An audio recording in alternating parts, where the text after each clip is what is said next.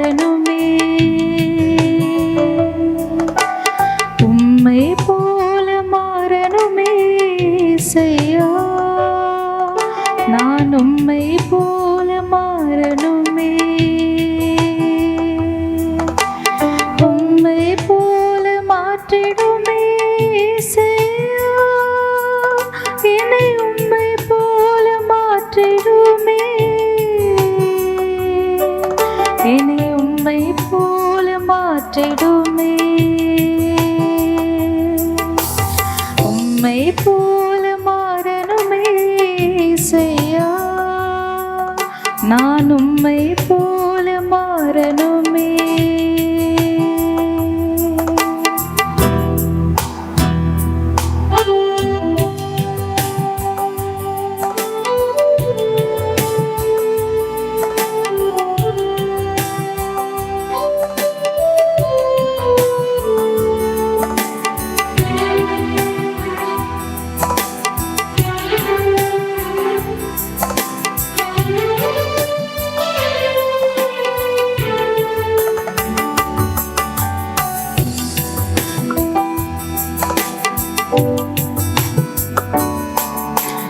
பரிசுத்தம் பரிசுத்தம் தாருமே, உம்மை போல பரிசுத்தம் தாருமே, பரிசுத்த ஆவியால் நிரப்பி பரிசுத்த பாதையில் நடத்துமே, அன்புள்ள மனதுருக்கம் தாருமே, உம்மை போல அன்பாக மாற்றுமே, அன்புள்ள ஆவியால் நிரப்பி அழகான பாதையில் நடத்துமே, உம்மை போல மாறணுமே இயேசையா, நான் உம்மை போல மாறணுமே.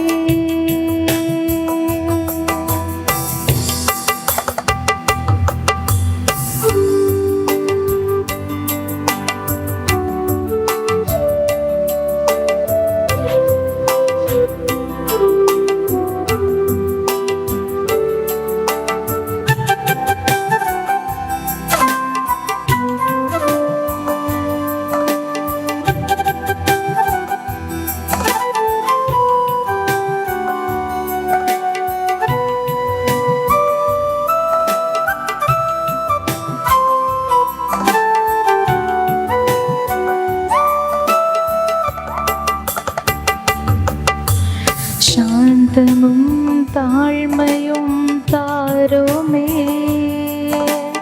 உம்மை போல மன்னிக்க உதவுமே, ஞானத்தின் ஆவியால் நிரப்பி பரலோக பாதையில் நடத்துமே, ஜெபத்தின் ஆவியை தாருமே, உம்மை போல ஆத்ம பாரம் தாருமே, மன்றாட்டின் ஆவியால் நிரப்பி உந்தனின் பாதையில் நடத்துமே, உம்மை போல மாறணுமே இயேசையா, நான் உம்மை போல மாறணுமே,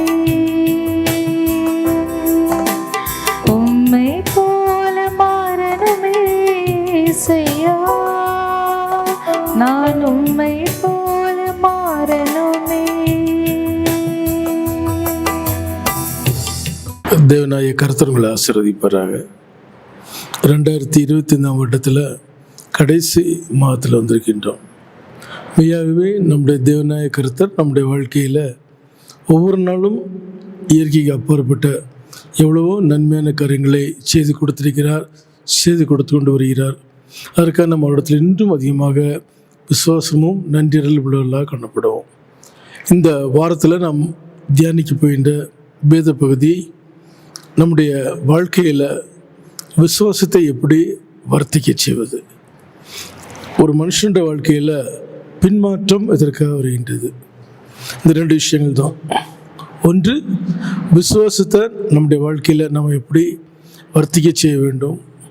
மற்றொன்று, எதனால் ஒரு மனுஷனுடைய வாழ்க்கையில் பின்மாற்றம் வருகிறது. இந்த ரெண்டு காரியங்களையும் நாம் கவனித்து நடந்தோம் என்றால் நிச்சயமாக நம்முடைய ஆவிக்குரிய ஜீவிதத்தில் மிகவும் ஆசீர்வாதமாக இருக்கும். வாசிங்க ஒரு வசனம், எபிரேயரின் புத்தகம் 11ஆம் அதிகாரம் 1, 2, 3. விசுவாசமானது நம்பப்படுகளின் உறுதியும் காணப்படாத நிச்சயமாக இருக்கிறது. அதனாலே முன்னோர்கள் நற்சாட்சி பெற்றார்கள். விசுவாசத்தினால் நாம் உலகங்கள் தேவனுடைய வார்த்தையினாலே உண்டாக்கப்பட்டது என்றும், இவ்விதமாய் காணப்படுகிறவர்கள் தோன்றப்படுகிறனால் உண்டாகவில்லை என்றும் அறிந்திருக்கிறோம். அதே 11 அதிகாரத்தில் 6ஆம் வசனத்தில் இவ்விதமாக எழுதப்பட்டிருக்கிறது, விசுவாசம் இல்லாமல் தேவனுக்கு பிரியமாக இருப்பது கூடாத காரியம். ஏனென்றால் தேவனிடத்தில் சேர்கிறவன் அவர் உண்டு என்றும் அவர் தம்மை தேடியவர்களுக்கு பலன் அளிக்கிறார் என்றும் விசுவாசிக்க வேண்டும். வேதத்தில் ஆதியாகமத்திலிருந்து வெளிப்படுத்தின விசேஷம் வரைக்கும் எல்லா காரியங்களும் விசுவாசத்தை அடிப்படையாக வைத்து தான்.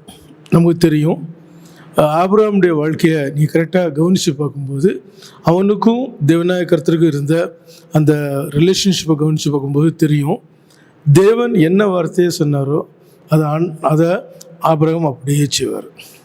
ப்ளஸ் மைனஸ் பார்க்க மாட்டார். ஆகவே தான் பாருங்கள், ஆபிரகாம் ஆண்டவர் தன்னுடைய பெஸ்ட் ஃப்ரெண்டுன்னு சொன்னார். அவர் ஒரு தீர்க்கதரிசி.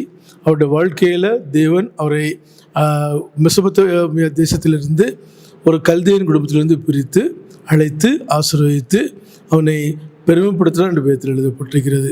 ஆகவே இந்த விசுவாசம், அதாவது தேவன் மீது, அவருடைய திருமறை மீது, அவருடைய வார்த்தையின் மீது ஒரு மனுஷனுக்கு விசுவாசம் இல்லாவிட்டால் அவனால் எதுவுமே பண்ண முடியாது. ஆகவே தான் வேதம் கூறுகிறது, விசுவாசம் என்பது வேத வார்த்தைகளை நம்புவது, ஏற்றுக்கொள்வது, அந்த வார்த்தைகளை தன்னுடைய வாழ்க்கையில் கை கொள்வது. ஆபிரகாம் அதை கரெக்டாக செஞ்சான். ஆகவே ஆபிரகாம் நம்ம இன்றைக்கி வரைக்கும் விசுவாசத்துடைய தகப்புன்னு சொல்கிறோம். பாருங்கள், ஒரு மனுஷனுடைய வாழ்க்கையில் விசுவாசத்தை எப்படி டெவலப்மெண்ட் பண்ணுறது நம்ம பார்க்குறோம். நம்முடைய வாழ்க்கையில் எல்லாவற்றையும் நம்ம டெவலப்மெண்ட் பண்ணணுன்னு விரும்புகிறோம். இந்த நாட்களில் அநேக வாலிபர்கள், அநேக பெரியவங்க பேசும்போது என்ன சொல்கிறாங்கன்னா, அதே நிலைமையில் இருக்காதீங்க, நெக்ஸ்ட் லெவல், அதுக்கு நீங்கள் யோசித்து நீங்கள் என்ன செய்யுங்க, போங்க. ஸ்பிரிச்சுவல் பீப்புள்ஸ் என்ன சொல்லுவாங்கன்னா, தேவன் நம்ம இப்படியே விட்டுற மாட்டார், நிச்சயமாக தேவன் நம்ம என்ன செய்வார், உயர்த்துவார், ஆசீர்வதிப்பார், மேன்மைப்படுத்துவார்னு. இந்த வார்த்தை கேட்குற நீங்கள் யாராக இருந்தாலும் சரி, உங்களுடைய வாழ்க்கையில் தேவன் மீதும் திருமறை மீதும் அவருடைய வாக்குத்தங்கள் மீதும் விசுவாசத்தை டெவலப்மெண்ட் பண்ண நீங்கள் என்ன செய்யணும். நியூ இயர் சர்வீஸில் எல்லோரும் என்ன செய்வாங்கன்னா, ஊழியக்காரர்கள் ஜெபம் பண்ணி தேவனிடத்தில் வார்த்தையை வாங்கி அது திருச்சபைக்கு சொல்கிறாங்க. இண்டிவிஜுவலாக சில வாக்குகளை சொல்லி ஜெபம் பண்ணுறாங்க. என்னை பொறுத்த வரைக்கும் அந்த வாக்குகளை நான் நம்புகிறேன், தேவன் என் மூலமாகவும் பேசுகின்றார். அப்படி நம்ம அந்த வாக்குகளை நம்பும்போது, அந்த வாக்குகளை நம்பி அடுத்தவங்களுக்கு கொடுக்கும்போது, நமக்கு சிலவங்க ஜெபம் பண்ணி வார்த்தையில் சொல்லும்போது, நீங்கள் எந்த அளவு அதை விசுவாசம் வைக்கிறீங்களோ அந்தளவு உங்களோட வாழ்க்கையில் நிச்சயமாகவே கிரியை செய்யும். இப்போ நான் தஞ்சாவூரிலிருந்து வெள்ளூர் ஊழியத்துக்கு வரும்போது 92 என்னுடைய தலைமை போதவர் ஒரே ஒரு காரியம் சொன்னார், நெகேமியா நீங்கள் வெள்ளூர் போங்க, தேவன் உங்களை நடத்துவார். அப்போ நான் சொன்னேன், இது வரைக்கும் தஞ்சாவூர்லேருந்து அனுப்பிவிட்ட எல்லாருமே 2 பேராக போயிருக்கிறாங்க ஊழியத்துக்கு, என்னை நீங்கள் தனியாக போக சொல்கிறீங்களா? அப்போ என்னுடைய ஹெட் பாஸ்டர் என்ன சொன்னார்னா, நீங்கள் தனியாக இல்லை, உங்கள் கூட கர்த்தருடைய ஆவியானவர் இருக்கிறாரு, நீங்கள் போங்க, நிச்சயமாகவே ஆண்டவர் உங்களை பிளஸ் பண்ணுவார்னு சொல்லி அனுப்புனாங்க. 93 இன்றைக்கி 2025 தேவன் என்னை அவ்வளோவா ஆசீர்வதித்திருக்கிறார். இன்றைக்கி ஆண்டவர் எல்லாமே கொடுத்துருக்கிறாரு. 2 நாளைக்கு முன்னாடி கூட பெர்னாம்பட்டில் ஒரு சர்ச்சுக்கு கிறிஸ்மஸ் விழாவுக்கு நாங்கள் போயிருந்தோம். அப்போ அங்குள்ள ஒரு சில ஊழியர்கள் என்னை குறித்து சாட்சி சொன்னாங்க. இப்படிலாம் உங்களை பற்றி நாங்கள் கேள்விப்பட்டிருக்கிறோம், இல்லை ரொம்ப பிரயோஜனமாக இருந்தது. பாருங்கள், நாம் கர்த்தருக்குள்ளே வருகிறது, கர்த்தருக்குள்ளே வாழ்கிறது பெரிய விஷயம் இல்லை. நம்ம கர்த்தருக்குள் ஆசீர்வதிக்கப்பட வேண்டும். நம்முடைய விசுவாசம் தான் நமக்கு வாழ்க்கையில் என்ன செய்யும், அதிகமான ஆவிக்குரிய ஆசீர்வாதத்தையும் உலக பிராரம்பண ஆசீர்வாதத்தையும் கொண்டு வரும். ஆகவே பாருங்கள், வேதத்தில் நம்ம வாசிப்போம். முதலாவது, உங்களுடைய விசுவாசம் வர்த்திக்கப்பட என்ன செய்ய வேண்டும்? ஃபஸ்ட்டு அப்போஸ்தலர் 17:11 அந்த பட்டணத்தார் மனோவஞ்சை வசனத்தை ஏற்றுக்கொண்டு காரியங்கள் இப்படி இருக்கிறதா என்று தினந்தோறும் வேத வாக்கியங்களை ஆராய்ந்து பார்த்ததினால் தெசலோனிக்கேயில் உள்ளவர்களை பார்க்கிலும் நல்ல குணசாலிகளாக இருந்தார்கள். உங்களுடைய வாழ்க்கையில் நீங்கள் நல்ல குணசாலிகளாக மாறணும்னா திருமுறை கூறுகிறது, நீங்கள் என்ன செய்யணும்? மனோவஞ்சை வசனத்தை ஏற்றுக்கொள்ள வேண்டும். காரியங்களை தினந்தோறும் ஆராய்ந்து பார்க்க வேண்டும். அப்படி நீங்கள் செய்யும்போது உங்களுடைய வாழ்க்கையில் தேவன் மேல் உள்ள விசுவாசம் அதிகமாக நிச்சயம் பெருக ஆரம்பிக்கும்.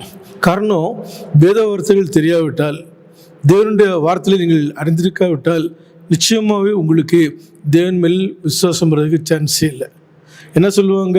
நீங்கள் ஆண்டவரை நம்புங்க, சபைக்கு வாங்க, நீங்கள் கேட்டதெல்லாம் ஆண்டவர் கொடுப்பாருன்னு. தயவுசெய்து நீங்கள் கேட்டதெல்லாம் ஆண்டவர் கொடுப்பாருன்னு கனவுலையும் நினைக்காதீங்க. உங்களுக்கு என்ன தேவையோ அதை ஆண்டவர் கரெக்டாக கொடுப்பார்.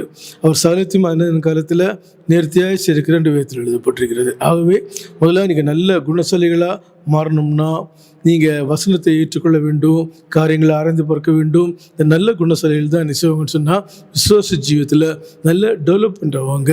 அவங்க கூட ஆண்டவர் இருப்பார். மற்றொரு வசனம் ரோமர் 10:17.